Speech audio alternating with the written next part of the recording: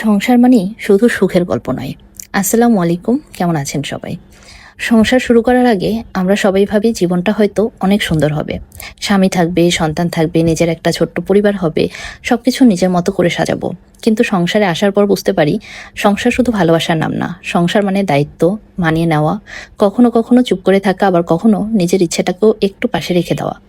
একজন মেয়ের জীবনটা বিয়ের পর যেন হঠাৎ করেই অনেকগুলো সম্পর্কে ভাগ হয়ে যায়। সে শুধু কারো স্ত্রী হয় না, সে কারো বৌমা হয়, কারো মা, কারো মেয়ে হয়। আর এতগুলো সম্পর্ক সামলাতে সামলাতে কখন যে নিজের জন্য সময়টুকু হারিয়ে যায়, সেটা অনেক সময় নিজেই বুঝতে পারে না। শ্বশুরবাড়িতে সবকিছু সবসময় নিজের মনের মতো হবে এমনটা কিন্তু হয় না। কিছু কথা ভালো লাগবে, কিছু কথা কষ্ট দেবে, কখনো মনে হবে আমাকে কেউ বুঝছে না। আবার কখনো ছোট্ট একটা ভালো কথা পুরো দিনের মন খারাপটাকে একদম ভালো করে দেবে। স্বামীর সাথেও সবসময় একমত হওয়া কিন্তু যায় না। কখনো অভিমান হবে, কখনো রাগ হবে, কখনো মনে হবে সে যদি আমার কথাটা একটু বুঝতো।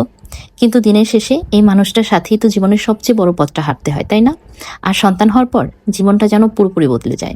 নিজের ঘুম, নিজের সময়, নিজের ইচ্ছা সবকিছুর আগে সন্তানের কথা মনে পড়ে। ক্লান্ত শরীর নিয়েও সন্তানের জন্য হাসতে হয়, কারণ মা হলে বোধহয় নিজের কষ্টের চেয়েও সন্তানের হাসিটা বেশি গুরুত্বপূর্ণ হয়ে যায়।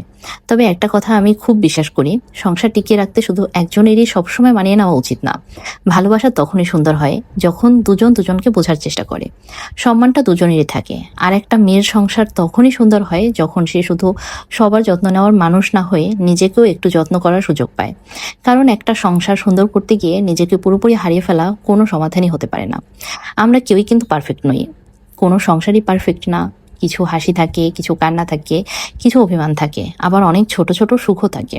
আর হয়তো এই ছোট ছোট সুখগুলোর নামই সংসার। কি ঠিক বললাম তো? যাই হোক, আজকের এই ছোট্ট ভিডিওটা আপনাদের কেমন লাগলো অবশ্যই কমেন্ট করে জানাবেন।